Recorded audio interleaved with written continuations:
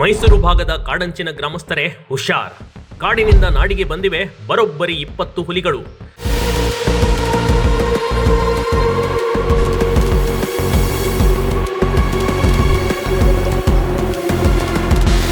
ಸ್ಫೋಟಕ ಮಾಹಿತಿ ಹೊರಹಾಕಿದ್ದಾರೆ ಅರಣ್ಯ ಸಿಬ್ಬಂದಿಗಳು.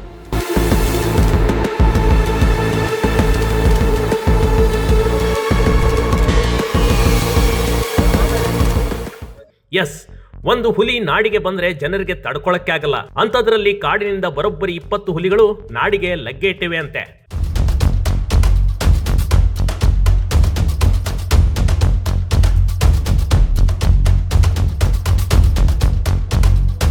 ಇಂಥದೊಂದು ಸ್ಫೋಟಕ ಮಾಹಿತಿ ಅರಣ್ಯ ಇಲಾಖೆ ನೀಡಿದೆ. ಇದನ್ನ ಕೇಳಿದಾಗಲಿಂದಲೂ ಜನರು ನಿದ್ದೆ ಮಾಡ್ತಿಲ್ವಂತೆ. ಆಚೆ ಬರೋದಕ್ಕೂ ಭಯ ಬೀಳ್ತಾ ಇದ್ದಾರಂತೆ.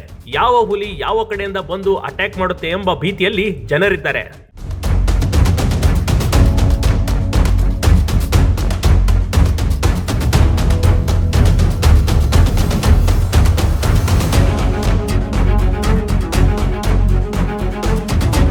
ಅದಾಗಲೇ ಎಚ್.ಡಿ. ಕೋಟೆ, ಸರಗೂರು, ನಂಜನಗೂಡು ವ್ಯಾಪ್ತಿಯಲ್ಲಿ ಹುಲಿಗಳ ದಾಳಿಯಾಗಿತ್ತು. ಒಂದೇ ತಿಂಗಳ ಅಂತರದಲ್ಲಿ ಹುಲಿ ದಾಳಿಗೆ 3 ರೈತರು ಬಲಿ, ಓರ್ವ ರೈತನಿಗೆ ಗಂಭೀರ ಗಾಯಗೊಂಡಿರುವ ಘಟನೆ ಇನ್ನೂ ಮಾಸೇ ಇಲ್ಲ. ಅಂತದ್ರಲ್ಲಿ ಮೈಸೂರು ಭಾಗದ ಜನರು ತುಂಬಾನೇ ಎಚ್ಚರಿಕೆಯಂತೆ ಇರುವಂತೆ ಹೇಳಲಾಗಿದೆ.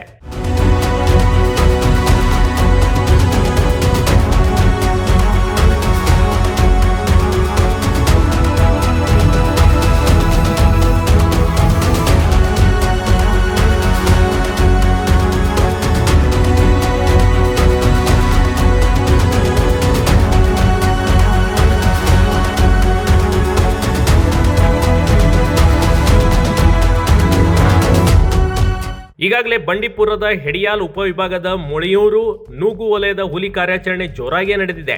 ಹುಲಿ ಹಿಡಿಯೋದಕ್ಕೆ ಅರಣ್ಯ ಸಿಬ್ಬಂದಿಗಳು ಸಾಕಾನೆಗಳ ಮೊರೆ ಹೋಗಿದ್ದಾರೆ. ದಸರಾ ಆನೆಗಳ ಮೂಲಕ ಹುಲಿ ಹುಡುಕಾಟ ಜೋರಾಗಿಯೇ ನಡೆದಿದೆ. ಯಾವುದೇ ಮೂಲೆಯಲ್ಲೂ ಹುಲಿ ರಾಯ ಅಡಗಿದ್ರು ನಮ್ಮ ದಸರಾ ಆನೆಗಳು ಅವುಗಳನ್ನ ಪಳಗಿಸುವ ಪಣ ತೊಟ್ಟಿವೆ ಅಂತೆ.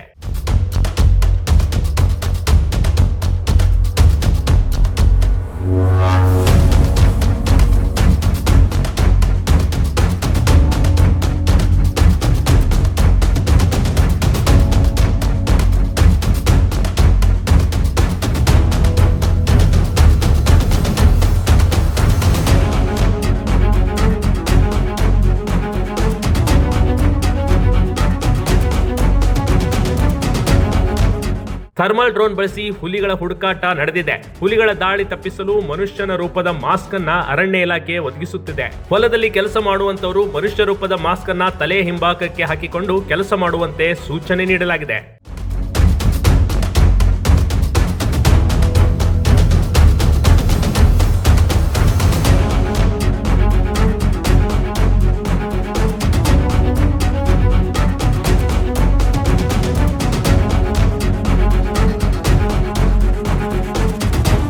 ಮನುಷ್ಯರ ಮೇಲಿನ ದಾಳಿ ತಪ್ಪಿಸಲು ಅರಣ್ಯ ಇಲಾಖೆ ಮೆಗಾ ಪ್ಲಾನ್ ಮಾಡಿಕೊಂಡಿದೆ.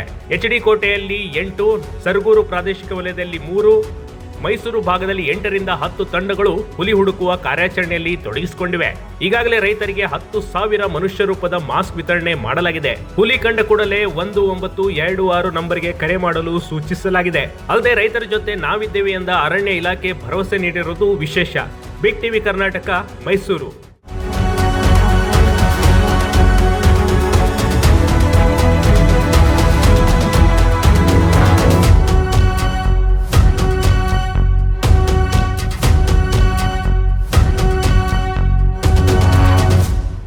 ಬಿಗ್ ಟಿವಿ ಕರ್ನಾಟಕ ಯೂಟ್ಯೂಬ್ ಚಾನಲ್ಗೆ ಈಗಲೇ ಸಬ್ಸ್ಕ್ರೈಬ್ ಮಾಡಿ. ಧನ್ಯವಾದಗಳು.